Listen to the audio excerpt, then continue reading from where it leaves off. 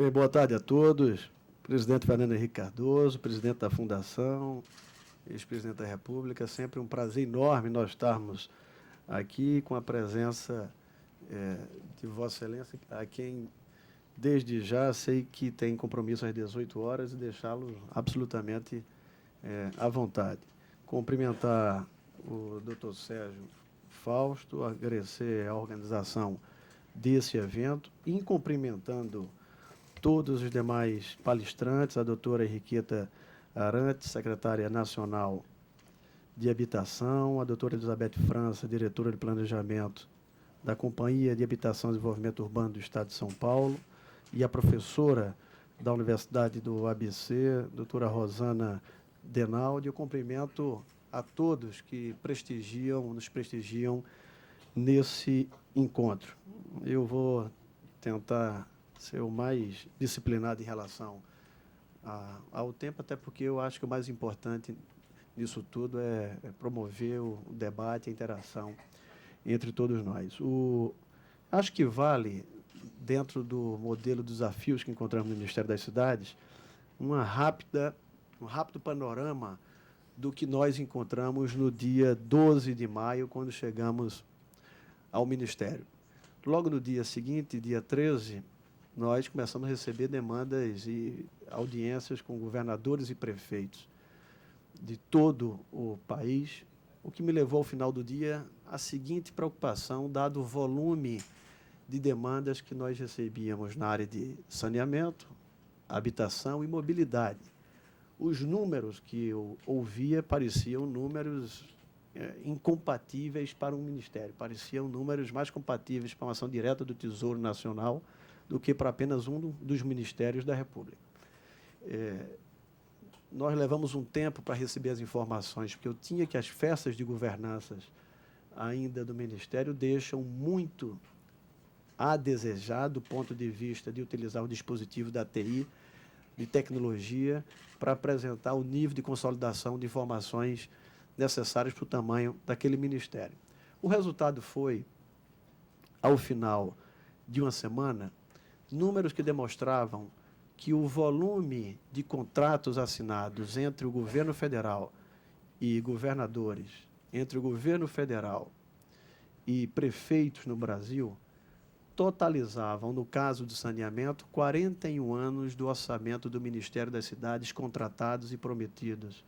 a prefeitos e governadores. No caso de mobilidade,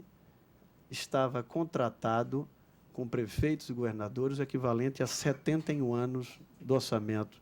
do Ministério das Cidades. Isso nos levava a uma compreensão clara de um verdadeiro colapso, de uma relação de absoluta falta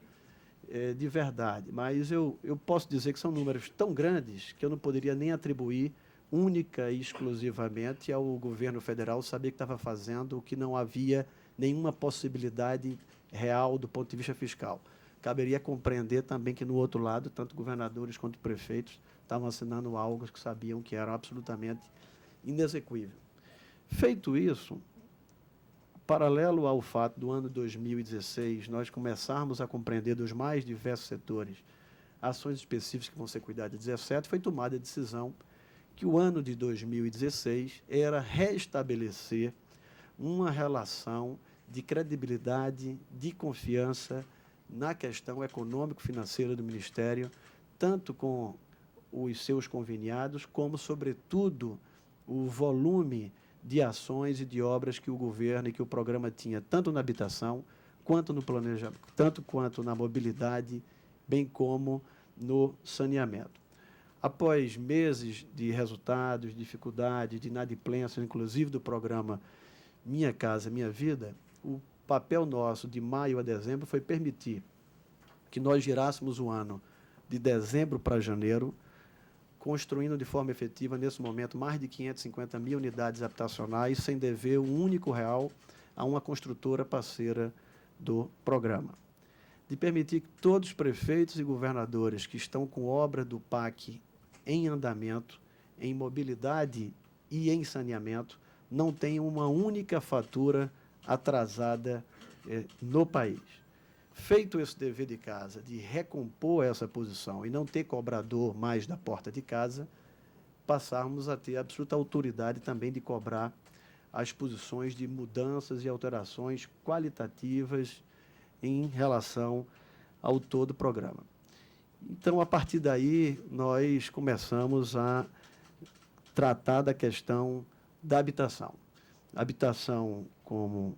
dignidade da população, como a possibilidade de satisfazer aqueles atendidos como um pertencimento à comunidade e a garantia dos serviços prestados pelo Estado a essa comunidade atendida. Os grandes projetos e políticas habitacionais que são dados e são desenvolvidos no Brasil ao longo das últimas décadas têm um desenho mais recente com o programa Minha Casa Minha Vida, com aspectos positivos que ajudaram, se não a expressão diminuir déficit habitacional, no mínimo conter o tamanho do déficit habitacional e não haver omissão do Estado brasileiro em relação à habitação, mas tendo como resultados negativos no programa um grau de degradação, de empobrecimento, de vandalismo e algo mais grave que começa a se estabelecer de forma mais recente, sobretudo nos empreendimentos que se aproximam de 1.000 ou mais unidades, caro presidente, desses empreendimentos começarem a ser tomados por milícias. Na realidade, enquanto parte dessas milícias estavam em ambientes, em outros ambientes sociais e percebiam que o Estado entregava um aparelho novo com 1.000, 1.500, 2.000 unidades, ficou economicamente, do ponto de vista mais interessante cuidar de um equipamento novo do que daquele ambiente, de um ambiente degradado. É algo grave que, dentro das discussões que estão sendo postas, uma das formas de reduzi-la é que nós passamos a limitar o tamanho dos ambientes, dos conjuntos habitacionais que são construídos pelo programa. Os desafios do programa. Bom, além das experiências anteriores, nós temos começado a discutir todas as questões que são importantes para atribuir a melhoria nessa qualidade. Eu acho que o ano de 2017 é o ano de nós cuidarmos das questões, não obstante termos feito esse ano,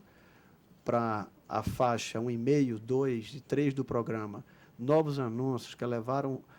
os valores dos recortes territoriais, de nós termos aumentado os recursos do FGTS subsidiando taxas de juros, permitindo que o programa seja mais atrativo para quem constrói e a possibilidade para as soluções de mercado de quem tenha mais acesso, inclusive elevando uma faixa que se aproxima, uma nova faixa da classe média. Nós chegamos no ano de 2017 e agora sim, sobretudo com uma participação de outro segmento da sociedade, a pensarmos nos aspectos urbanísticos, nos aspectos paisagísticos do programa. E mais do que isso, discutirmos questões de ocupação territorial. É inimaginável nós imaginarmos, nós temos empreendimentos no Nordeste de 4, 5 mil unidades que estão praticamente prontos e nós não identificamos até hoje uma única árvore plantada num empreendimento como esse. Então, discussões que a doutora Henriqueta vem avançando dentro da secretaria, do ponto de vista de repaginação e rediscussão do programa, vão ser focadas no ano de 2017. Bom, além da grave crise herdada, nós fizemos algumas considerações. Ela não era só do ponto de vista financeiro, ela é do ponto de vista também de governança, sem instrumentos de governança que permitam a tomar decisões do porquê um empreendimento do Minha Casa Minha Vida em um local em detrimento de outro. Nós temos um município no Maranhão, presidente, que o déficit habitacional é de 1.100 unidades e foram construídas 11.000 unidades. E não precisa dizer o tamanho de áreas da absoluta desatendimento em grande parte do país. Isso, obviamente, pelo fato de ter instrumentos de governança, não só à disposição para tomar decisões, mas dando acesso à população sobre, de fato,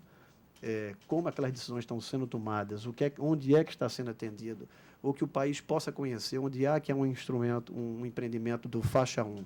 onde há um empreendimento com a devida geolocalização, quem foi a construtora que o fez, qual foi o preço do empreendimento. Nesse momento, o programa Minha Casa Minha Vida, a faixa 1, que é subsidiada a 90%,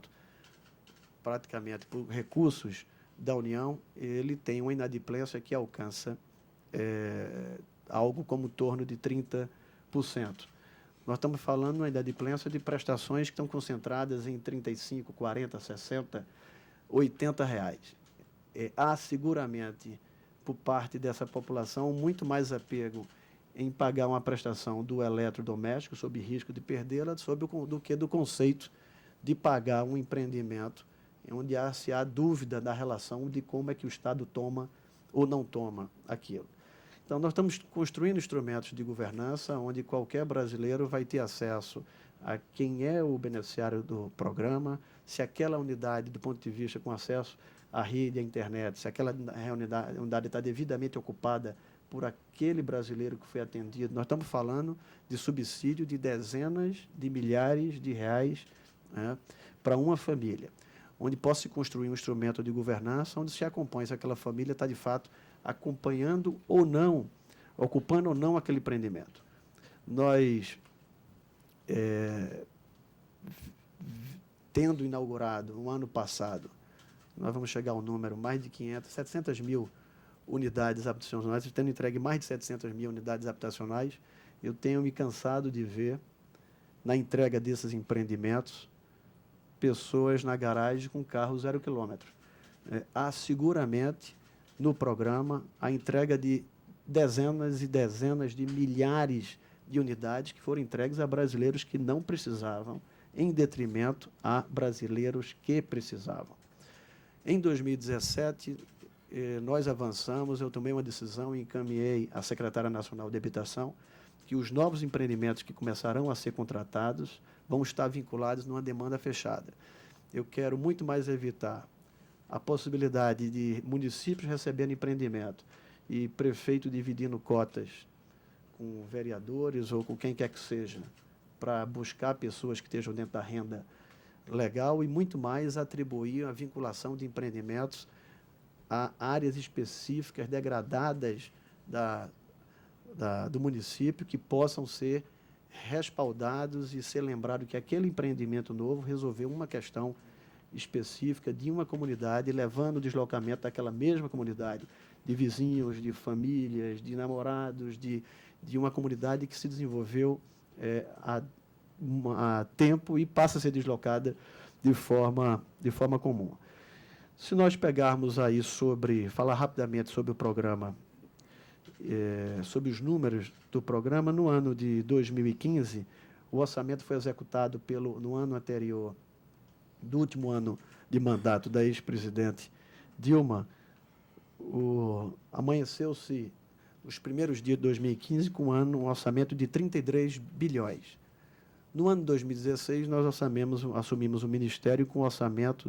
com 2/3 menor, 9 bilhões, 1/3 do valor orçamentário. Fizemos um incremento no ano de 2017 de mais aproximadamente 4 bilhões, algo factível de ser feito. Os números gerais, os senhores conhecem, do déficit, sempre com algumas posições, números diferentes de algumas outras, mas aqui nós estamos utilizando IBGE Fundação Adão Pinheiro, 5 milhões e 300 na parte urbana e 750 mil na população rural. No Minha Casa Minha Vida, os números macros, no ano de 2013, o que antecedeu a eleição presidencial, foram contratadas 400 mil unidades. No ano de 2014, 132 mil unidades. No primeiro ano do segundo mandato da ex-presidente Dilma, houve uma redução em mais de 100 vezes o número de contratação. E até deixar o mandato no dia 12 de maio, o governo anterior deixou 0 unidades contratadas em relação à faixa 1 do programa. A partir daí, no mesmo ano de 2016, nós contratamos 24 mil unidades de obras retomadas, que estavam paralisadas, e estamos iniciando a retomada de mais de 500 milhões de reais de equipamentos sociais que foram paralisados, empreendimentos entregues e sem receber os devidos equipamentos sociais. Quando eu falo em governança, é a nossa surpresa constante de números que vão se descobrindo. Algumas semanas atrás, uma grande construtora me disse que tinha mais de 1.000 unidades em empreendimentos entregues há alguns anos que não tinham sido distribuídos. Então, nós temos, nesse momento, algumas milhares de unidades de empreendimentos entregues em 2011, 12, 13, 14, absolutamente vazias. Ou seja, nós temos déficit e temos empreendimentos vazios por uma série de circunstâncias, mas o que interessa é que estão vazios. No processo de recuperação do Minha Casa Minha Vida, nós estamos focando aquilo que foi dito, credibilidade na nossa relação com os contratados, o pagamento firme para que haja também o que é acessório ao programa, a geração de emprego que pode impulsionar essa indústria, e os números do ano passado, que eu já havia mencionado, 736 mil unidades de todas as faixas do programa entregue até o final do ano. No ano de 2017, só como números macros, grande parte dos senhores já conhece, nós nos programamos, do ponto de vista orçamentário e financeiro, para 170 mil unidades na faixa 1. 100 mil são do FAR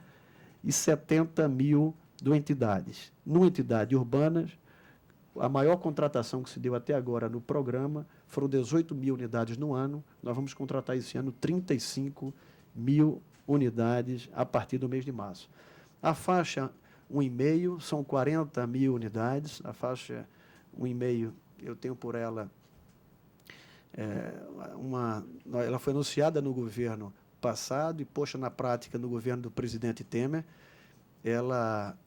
é uma faixa que tem muita coerência com nossa realidade sociológica, porque em qualquer periferia do país se paga um aluguel de 500, 600, 700 reais, e é uma faixa que permite, a depender da configuração que foi feita, prestações de 200, 250, 300, até 350 reais, o que gera, por parte do brasileiro, da família atendida, também uma correlação de responsabilidade, um envolvimento maior com o empreendimento, e a história mostra que isso gera um ambiente e uma relação também muito mais salutar na manutenção e na convivência do empreendimento. Nós temos muito a avançar no Minha Casa Minha Vida. De modo geral, há uma satisfação da porta para dentro e, como regra geral, dificuldades da porta para fora, com acesso ao comércio, trabalho, equipamentos e serviços públicos. 64% dos moradores preferem a atual moradia que receberam, 70% apontam a necessidade da falta de um quintal, o que é um número importante,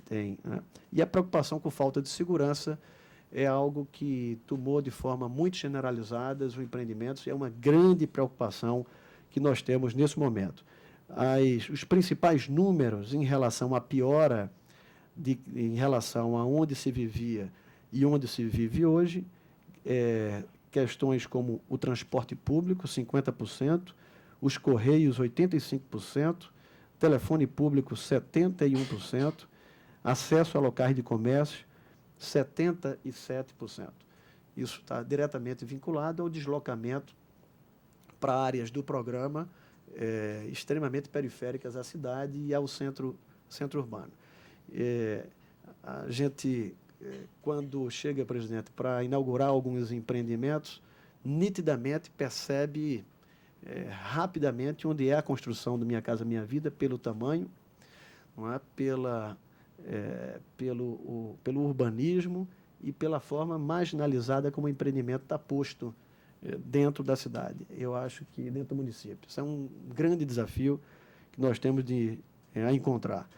A análise do Ministério da Transparência, são números de 2012 a 2014, foram apresentados recentemente, são números de 48% de falhas na execução, apresentado pelo Ministério da Transparência, 30% de trincas e fissuras, 29% de infiltração, 17% de vazamento. Acho que não adianta a discussão se esses números procedem ou não procedem, mas o fato é que são números grandes e onde o nosso contratado, que é a Caixa Econômica Federal, tem desenvolvido com a nossa Secretaria Nacional de Habitação um desenho de um novo controle onde permita mais eficiência a esses números que foram constatados. Bom, feita essa análise, nós identificamos como objeto de soluções para a política pública de habitação não só aquela participação do Estado de entregar casas para quem não tem, ou dando com só forte subsídio, ou permitindo outras soluções de mercado, como na faixa 1,5, na faixa 2, na faixa 3, mas enxergamos como fundamental que nós vimos hoje também um grande número de brasileiros vivendo em condições,